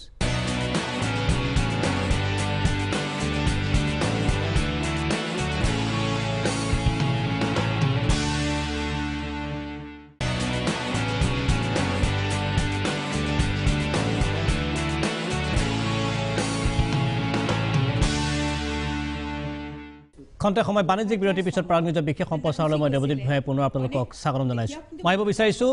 স্বপ্ননীল বৰুৱা ডাঙৰীয়াৰ ওচৰলৈ এটা কথা নিশ্চয় ওলাইছে বা আলোচনা হৈছে ছ'চিয়েল মিডিয়াতো আমি প্ৰত্যক্ষ কৰিছোঁ বাতৰি কাকততো প্ৰকাশ পাইছে এই কথা যে ক'ৰবাত ভূপেন দাৰ ঘৰটোলৈ ৰাজনীতি হৈছে নেকি বাৰু এনেকুৱা ধৰণৰ এটা কথা ভাবাৰ স্থল থাকি গৈছে নেকি মই ৰাজনীতিৰ কথা মই দেখা নাই তাত কাৰণ সদিচ্ছা অসম চৰকাৰ আছে এই বিষয়ে সন্দেহ নাই অসম চৰকাৰৰ মই কথা ক'ব মমতা বেনাৰ্জী প্ৰসংগত আনি লৈ যাব মমতা বেনাৰ্জীয়ে যিহেতু এইটো এটা বহুতকেইটা ঘৰৰ মাজত এটা তেওঁলোকে হয়তো এটা তেওঁলোকৰ সাংস্কৃতিক দিশটো লৈ পেলাই কিবা এটা কৰিব বিচাৰিছে সেইটো এটা বৃহৎ ৰাজনীতি হ'ব পাৰে কিন্তু তাৰ মাজত মই দেখিম যে সৰ্বভাৰতীয় স্বীকৃতি নাইবা পশ্চিমবংগই ভূপেন দাক ইমানকৈ আপোনাই লৈছে যে হয়তো সেই তেওঁলোকৰ শ্ৰেষ্ঠ শিল্পী কেইজনমানৰ লগত সমকক্ষ কৰি লৈ পেলাই ৰাখিছে সেইটো আমাৰ কাৰণে খুব আদৰ্শৰ কথা আৰু আনন্দৰ কথা আৰু এই ক্ষেত্ৰত কিন্তু মই তাৰ পৰৱৰ্তী কথাটো আগবঢ়াম যে যিহেতু চৰকাৰৰ সদিচ্ছা আছে আৰু ন্যাসে কেৱল কলিকতাই নহয় বংগত মানে বাংলাদেশতো এই বিষয়ে ভূপেন হাজৰিকাৰ প্ৰচাৰৰ ক্ষেত্ৰত আগভাগ লৈছে অনুষ্ঠান ইতিমধ্যে আৰম্ভ হৈছে আৰু আমাৰ সম্পৰ্ক খুব সুমধুৰ হৈ আছে মোদী ডাঙৰীয়া আৰু আমাৰ বাংলাদেশৰ প্ৰধানমন্ত্ৰীৰ লগত এই সুযোগতে কিন্তু আমি এইটোৰ পৰা শিক্ষা লৈ যাতে ঢাকাতেই হওক নাইবা ক'ৰবাতেই হওক বাংলাদেশৰ এনেকুৱা এখন উল্লেখযোগ্য জেগাত এটা ভূপেন হাজৰিকাৰ স্মৃতিসৌধ নাইবা স্মৃতি চৰ্চা ভূপেন হাজৰিকাৰ আমাৰ মানে সৃষ্টিৰাজিৰ চৰ্চা হোৱাৰ লগে লগে অসমৰ বিভিন্ন জনগোষ্ঠীয় সংগীত জনগোষ্ঠীয় নাচ এই গোটেইবিলাক তেখেতে কৰা চিনেমা ডকুমেণ্টাৰী এই গোটেই কথাবোৰ কিন্তু আহি যাব আৰু এই সুযোগটো কিন্তু আমি ল'ব লাগে ইতিমধ্যে আমাৰ অসম চৰকাৰৰ ফালৰ পৰা আমাৰ যিখন শদিয়া ঢলা যিখন দলং এই দলংখন সুধাকান্থৰ নামত উৎসৰ্গা কৰাইছে আৰু তাৰ কাষত য'ত মোদীজীয়ে এখন উদ্বোধন কৰিছিল যিটো অনুষ্ঠান তাত 109 বিঘা মাটি ইতিমধ্যে এইটো লেণ্ড আইডেণ্টিফাই হ'ল আৰু তাতে উত্তৰ পূব সমন্বয় ক্ষেত্ৰ এইটো উত্তৰ পূব সমন্বয় ক্ষেত্ৰ স্থাপন কৰাৰ কাৰণে তাত সিদ্ধান্ত লৈছে আৰু তাত উত্তৰ পূৰ্বাঞ্চলৰ বিভিন্ন জনগোষ্ঠীৰ যিবিলাক আমাৰ কালচাৰেল হেৰিটেজ বা আমাৰ যিবিলাক সাংস্কৃতিক পৰম্পৰা এইবিলাক তাত সংৰক্ষণ কৰাৰ কাৰণেও ইতিমধ্যে চৰকাৰে কৰিছে এই কামখিনি আগুৱাই নিয়াৰ ক্ষেত্ৰতো মই ভাবোঁ যে খুব সোনকালে আমাৰ চৰকাৰৰ ফালৰ পৰা ইনিচিয়েটিভ আছে কিন্তু দেৱজিৎ মই এটা কথা ক'ব খুজিছোঁ যে এতিয়া পশ্চিমবংগ চৰকাৰে ঘৰটো ল'লে ঘৰটো লৈ পেলাই কি কৰিব আমি নাজানো কিন্তু আমাৰ স্বাৰ্থ এটা জড়িত আছে আমাৰ আৱেগ এটা জড়িত আছে মই ভাবোঁ মই দুই এজনক কৈছোঁ যে আইনীভাৱে আমি কিবা প্ৰক্ৰিয়া কৰি লৈ পেলাই তেওঁলোকৰ পশ্চিমবংগ চৰকাৰক যাতে এটা নিৰ্দেশনা আইনীভাৱে দিয়া হয় যে তোমালোকে লৈছা হয় কিন্তু ঘৰটো এনেই পেলাই থৈ পেলাই কৰিব নোৱাৰিবা ইয়াক সক্ৰিয় সজাগ আৰু ভূপেন হাজৰিকাৰ প্ৰতিনিধিত্ব হোৱাকে যে তেওঁ যিটো সমন্বয়ৰ যিটো সময় বিৰতিৰ পিছত পুনৰ উভতি আহিম চাই থাকিব কেৱল প্ৰাগ নিউজ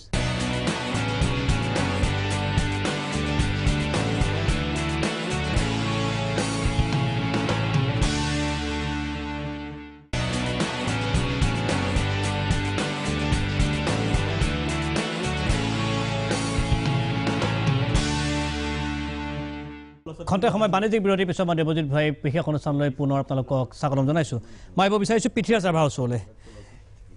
এনেকুৱা এটা সময়ত ভূপেন্দাৰ সেই ঘৰটো ঐতিহ্য ক্ষেত্ৰ হিচাপে ডিক্লেয়াৰ কৰিছে বা কৰিবলৈ গৈ আছে পশ্চিমবংগ চৰকাৰ নিৰ্বাচনলৈ মাজত মাত্ৰ এটা বছৰ ই এটা পইণ্ট হ'ব পাৰে আৰু দ্বিতীয় পইণ্টটো হ'ব পাৰে যি সময়ত অসম চৰকাৰে তৎপৰতা দেখুৱালে সেই মুহূৰ্ততে কিন্তু মমতা বেনাৰ্জীয়ে লৰালৰিকৈ ঘোষণা কৰিলে যে চৰকাৰে ঘৰটো গ্ৰহণ কৰিব ক'ৰবাত যেন এটা ৰাজনীতিক গুণ দেখিবলৈ পাইছোঁ আমি সেই সম্পৰ্কে ৰাজনীতিৰ গুণ ঠিক ক'ব নোৱাৰি কিন্তু ৰাজনীতিক এটা অন্তৰত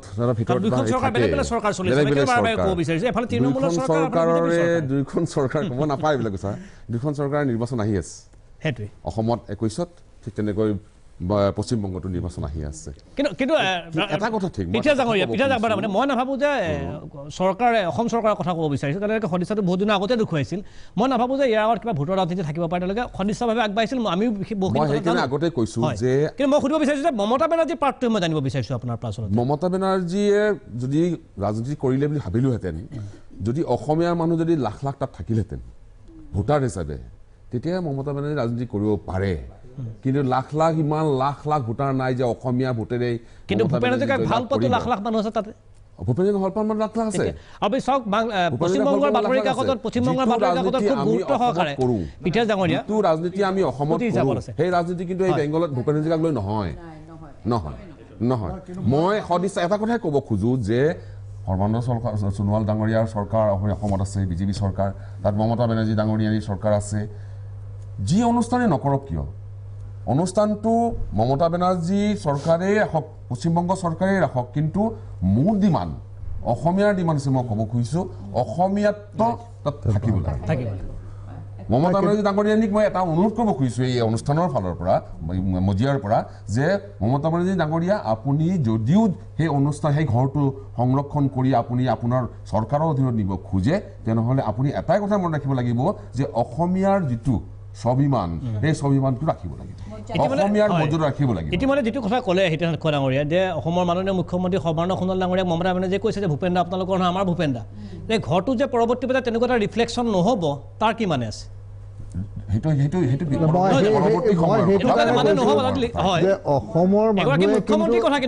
আমি বিচাৰিছিলো আমাৰ হওক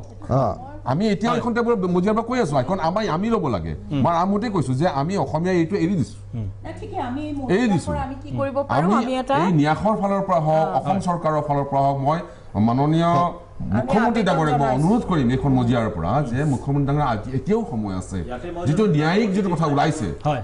ন্যায়ৰ যোগেদি আমি যদি সেই অনুচায়ী ঘৰটো যদি আমি আমাৰ কৰিব পাৰোঁ আমি সংৰক্ষণ কৰিব পাৰোঁ সংৰক্ষণ কৰি আমি কোৱা নাই যে পশ্চিমবংগত সেই ঘৰটো লোৱাৰ পিছত অসম চৰকাৰে নকয়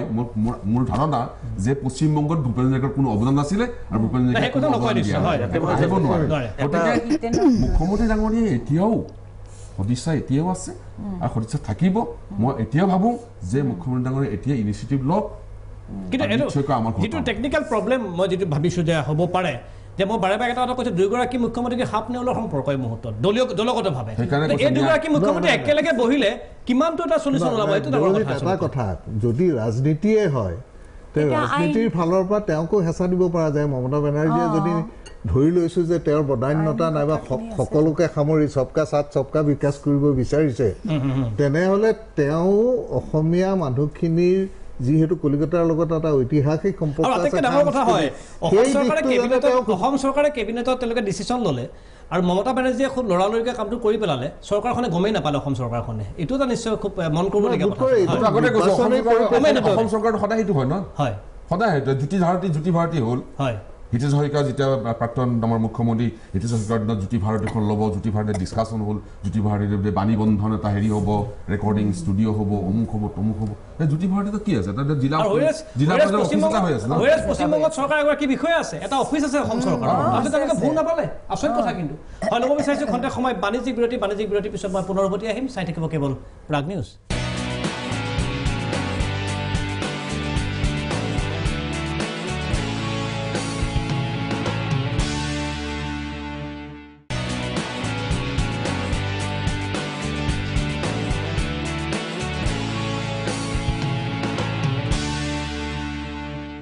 খন্তেক সময় বাণিজ্যিক বিৰতিৰ পিছত মই দেৱজিৎ ভূঞাই পুনৰ আপোনালোকক বিশেষ অনুষ্ঠানলৈ স্বাগতম জনাইছোঁ মই আহিব বিচাৰিছোঁ সুভাষ দত্তৰ ওচৰলৈ বিৰতিলৈ যোৱাৰ আগতে মই প্ৰসংগ উলিয়াইছিলোঁ যে আপোনালোকৰ অসম চৰকাৰৰ এগৰাকী বিষয়া আছে তাত এটা অফিচ আছে তাত সঘনে আপোনালোকৰ লগত যোগাযোগ চলি থাকে আৰু তেওঁলোকে সমগ্ৰ প্ৰক্ৰিয়াটোৰ লগত সেইগৰাকী বিষয়া বা সেইটো কাৰ্যালয়ৰ কৰ্মচাৰীসকল জড়িত হৈ আছিল আৰু পশ্চিমবংগ চৰকাৰে এটা খৰখেদাকৈ সিদ্ধান্ত গ্ৰহণ কৰি ঘৰটো নিজৰ অধীনলৈ লৈ গ'ল তাৰপিছতো কিন্তু অসম চৰকাৰে ভুৰকে নাপালে অসম চৰকাৰে গম পালে কেতিয়া যেতিয়া বাতৰি কাকতত লিখা মেলা চলি যেতিয়া টেলিভিশ্যন চেনেলত নিউজ ওলাল তেতিয়াহে কিন্তু অসম চৰকাৰে গম পালে যে পশ্চিমবংগত তেওঁলোকে লাগি থকা ভূপেন্দাৰ ঘৰটো মমতা বেনাৰ্জীৰ হাতলৈ গৈছে নহয় যেতিয়া প্ৰপাৰ্টিটো ৰেজিষ্ট্ৰেশ্যনৰ কথাটো আহিল যেতিয়া তাতে ব্লক প্ৰপাৰ্টি বুলি যেতিয়া গম পালে তেতিয়াই গম পায় অসম চৰকাৰে যে পশ্চিমবংগৰ চৰকাৰে আচলতে প্ৰপাৰ্টিটো ব্লক কৰি ৰাখিছে গতিকে এইটো এনেকুৱা নহয় যে অসম চৰকাৰে গম পোৱা নাই বা অসম চৰকাৰৰ বিষয়াসকলে কথাখিনি গম পোৱা নাই এই কথাটো নহয় আৰু প্ৰচেষ্টাটো যে অব্যাহত আছে সেইটোও সঁচা এই মুহূৰ্ততো প্ৰচেষ্টাটো অব্যাহত আছে আৰু এতিয়া বিভিন্ন জনৰ পৰা আমাৰ বিশিষ্ট ব্যক্তিসকলৰ পৰা তেখেতলোক সাংস্কৃতিক জগতখনৰ জড়িত তেখেতসকলে পৰামৰ্শ আগবঢ়াইছে নিশ্চিতভাৱে অসমৰ মাননীয় মুখ্যমন্ত্ৰী ডাঙৰীয়াই এই গোটেই কথাখিনি সহৃদয়তা বিবেচনা কৰিব আৰু নিশ্চিতভাৱে আমাৰ দায়িত্ব দিয়া আছে আমাৰ বিশেষকৈ সাংস্কৃতিক মন্ত্ৰী নৱদলে ডাঙৰীয়া আৰু আমাৰ মুখ্যমন্ত্ৰী ডাঙৰীয়া প্ৰেছ উপদেষ্টা ঋষিকেশ গোস্বামী ডাঙৰীয়াক দায়িত্ব দি থৈছে গতিকে আজি আমাৰ লক্ষ্মীনাথ বেজবৰুৱাৰ ঘৰটোৰ সংৰক্ষণৰ ক্ষেত্ৰত যেনেকৈ আমাৰ চৰকাৰ সফল হৈছে ঠিক তেনেকৈ এই ক্ষেত্ৰতো আমাৰ চৰকাৰৰ প্ৰচেষ্টাটো অব্যাহত থাকিব আৰু মই ভাবোঁ যে ভূপেন্দাৰ স্মৃতি বিজড়িত কেৱল এইটো অনুষ্ঠানেই নহয় পৰৱৰ্তী সময়ত সকলো অনুষ্ঠানেই সংৰক্ষিত হওক আৰু ভৱিষ্যত প্ৰজন্মই যাতে ভূপেন্দাক ভালদৰে অধ্যয়ন কৰিবৰ কাৰণে কিছু সমল বিচাৰি পায় তেনেধৰণে প্ৰতিটো প্ৰতিষ্ঠানেই আমাৰ উত্তৰ পুৰুষৰ কাৰণে থাকক এই আশাটো আমি কৰিম আৰু নিশ্চিতভাৱে আমাৰ চৰকাৰৰ ফালৰ পৰা এই ব্যৱস্থা গ্ৰহণ কৰিব হয় এইখিনি ল'ব বিচাৰিছোঁ পুনৰ এটা খন্তেক বাণিজ্যিক বিৰতিৰ পিছত অনুষ্ঠানৰ শেষটো অংশলৈ মই পুনৰ উভতি আহিম চাই থাকিব কেৱল প্ৰাগ নিউজ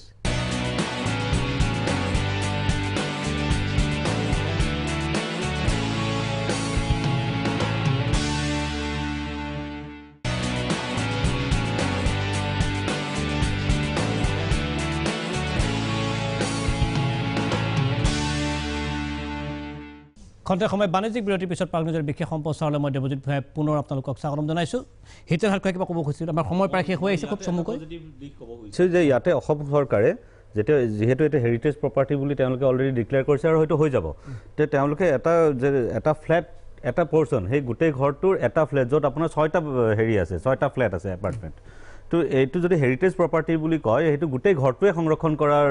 আমাৰ যিটো ধাৰণা হয়তো গোটেই ঘৰটোৱে তেওঁলোকে সংৰক্ষণ কৰিব গতিকে সেই ঘৰটো সংৰক্ষণ কৰাৰ ক্ষেত্ৰত যিখিনি আমাৰ ইনপুট যাব লাগে যেনেকৈ ৰাভা ডাঙৰীয়া অলৰেডি ক'লে কথাখিনি যে ইয়াতে যে সেইখিনি অসমীয়া আৱেগিক বা সেই গোটেইখিনি বস্তু সোমাই থাকিব লাগে গতিকে স্কোপটো আৰু এতিয়া আছে এতিয়াও যদি গভৰ্ণমেণ্টে যদি হেৰি কৰে তেনেহ'লে কৰিব পাৰে আৰু ইয়াৰ লগতে আৰু এটা মই ক'ব খুজিছোঁ যে সময় থাকোঁতে যেনেকৈ লক্ষীনাথ বেজবৰুৱাৰ সম্বলপুৰৰ ঘৰটো কথা চলি আছে সময় থাকোঁতে কিন্তু সেই কামখিনি আগুৱাই দিব লাগে হয় ববিতা শৰ্মা খুব চমুকৈ ক'ব সংৰক্ষণৰ ক্ষেত্ৰত আমি অকণমান অৱহেলা কৰোঁ বহু ক্ষেত্ৰত দেখা পাওঁ চৰকাৰৰ ক্ষেত্ৰত টকা পইচা নাই বুলি কয় বহু সময়ত টকা পইচা দৰকাৰ হয় সেইকাৰণে সদায় সাংস্কৃতিক দিশটো পিছ পৰি থাকে কাৰণ আমাৰ বেছি হেল্থ বা এডুকেশ্যন সেইবিলাকত বেছি টকা পইচা দৰকাৰ হয় সেইটো যাতে নহয় সাংস্কৃতিক দিশটো লাগে আমাৰ সম্পদবোৰ আমি সংৰক্ষণ কৰিব লাগে তাৰ আমাৰ কাৰণ আমাৰ নেক্সট জেনেৰেশ্যনক আমি কি দি থৈ যাম সেইটো খুব ইম্পৰ্টেণ্ট সেইটোত গুৰুত্ব দিব লাগে আৰু গুৰুত্ব দিব লাগে বুলি ক'ব অকল ভূপেন ঘৰটোৱে নহয় আৰু বহুত আছে অসমত বহুত আছে যেনেকৈ ৱেষ্ট বেংগলে এতিয়া আমি অনুষ্ঠান প্ৰায় শেষ কৰিব লাগিব মই অনুষ্ঠান শেষ কৰিব বিচাৰিছোঁ ভূপেন হাজৰিকাৰ সাংস্কৃতিক ন্যাসক প্ৰতিনিধিত্ব কৰা আমাৰ মঞ্জুলা বাইদেউৰ জৰিয়তে আপুনি কি ক'ব শেষত যদি আপোনালোকে আৰম্ভ কৰিছিল দাবীটো গতিকে আপোনালোকে কি ক'ব শেষত সুন্দৰকৈ সংৰক্ষণ হ'ব লাগে কিন্তু মোৰ খুব এটা গৌৰৱবোধ হৈছে যে ভূপেন দাৰ সেইখন আছিলে কৰ্মভূমি অসমৰ পৰা গৈ ভূপেন দাই সংস্থাপন বুলি কওঁ দেই যিটো ভূপেন দাৰ যিটো মুখেৰে আমি শুনিছিলোঁ সেইখন প্ৰদেশে ভূপেন দাক ইমান সুন্দৰভাৱে এটা স্বীকৃতি দিছে আজি মই কিন্তু ক'ৰবাত গৌৰৱবোধ কৰিছোঁ আক্ষেপ থাকি গৈছে যে ঘৰটো আমাৰ আক্ষেপটো আছে সেইটো বেলেগ কথা যে অসম মোৰ মাতৃভূমি কলকাতা মোৰ পিতৃভূমি স্বপ্নলিতা খুব এটা বাক্যত ক'বলৈ হ'লে আমি কামটো ইয়াতে এৰি দিব নালাগে তাক যাতে এই ঘৰটো আমালৈ আহিব পাৰে যি যেন তেন প্ৰকাৰে সকলো ব্যৱস্থা এতিয়াও প্ৰচেষ্টা অব্যাহত ৰাখিব লাগে পিঠিলা অসমে ভূপেন দাৰ সেই কলিকতাৰ ঘৰটো গৌৰৱৰ এটা থলী বুলি ভাবি অসম চৰকাৰে অসমৰ ৰাজহুৱা অনুষ্ঠান প্ৰতিষ্ঠানে এটা আৱেগিকভাৱে হ'লেও আমি সেইটো আমাৰ হাতলৈ আনিব লাগে আৰু আমি আমাৰ হাতত সংৰক্ষণ কৰি অসমীয়াৰ বুকুৰ আমঠু হিয়াৰ আমঠু ভূপেন হাজৰিকাৰ যিখিনি সৃষ্টিৰাজি তাত সংৰক্ষণ হ'ব লাগে গৱেষণা হ'ব লাগে অসমৰ ল'ৰা পশ্চিমবংগৰ মানুহ ভাৰতবৰ্ষৰ বিভিন্ন ছাত্ৰ ছাত্ৰী পৃথিৱীৰ বিভিন্ন ছাত্ৰ ছাত্ৰীয়ে আহি তাত অধ্যয়ন কৰিব পৰা এটা ডাঙৰ পবিত্ৰ থলী এটা হ'ব লাগিব হয় অনুষ্ঠানত অংশগ্ৰহণ কৰাৰ কাৰণে আটাইকেইগৰাকী অতিথিক মই ধন্যবাদ জনাইছোঁ আৰু যিসকল দৰ্শকে প্ৰাগ নিউজযোগে আমাৰ অনুষ্ঠান উপভোগ কৰিলে সমূহ দৰ্শকক মই প্ৰাগ নিউজৰ পৰিয়ালৰ ফালৰ পৰা আন্তৰিক ধন্যবাদ আৰু কৃতজ্ঞতা জনাইছোঁ সুধা কণ্ঠ ডক্টৰ ভূপেন হাজৰিকা অসম আৰু অসমীয়াৰ আৱেগ আৰু অসম আৰু অসমীয়াৰ আৱেগ জড়িত হৈ আছে টালিগঞ্জৰ গল্ফ ক্লাবত থকা ভূপেন দাৰ সেই বিশেষ ঘৰটোত আমি অসম চৰকাৰক আহ্বান জনাইছোঁ আপোনালোকে যি প্ৰচেষ্টা হাতত লৈছিল সেই প্ৰচেষ্টা আপোনালোকে থমকাই নৰব বহুতো দিশ হয়তো বাকী আছে এই ক্ষেত্ৰত আমি আশা কৰিম অসমৰ ৰাইজে আশা কৰিব ভূপেন দাৰ সেই সৃষ্টিৰ থলী অসমৰ ৰাইজৰ লগত থাকক অসমীয়া লোকৰ লগত থাকক অসম চৰকাৰৰ লগত থাকক মই দেৱজিৎ ভাই বিদায় মাগিছোঁ পুনৰ আপোনালোকক লগ পোৱাৰ প্ৰতিশ্ৰুতিৰে আজিলৈ নমস্কাৰ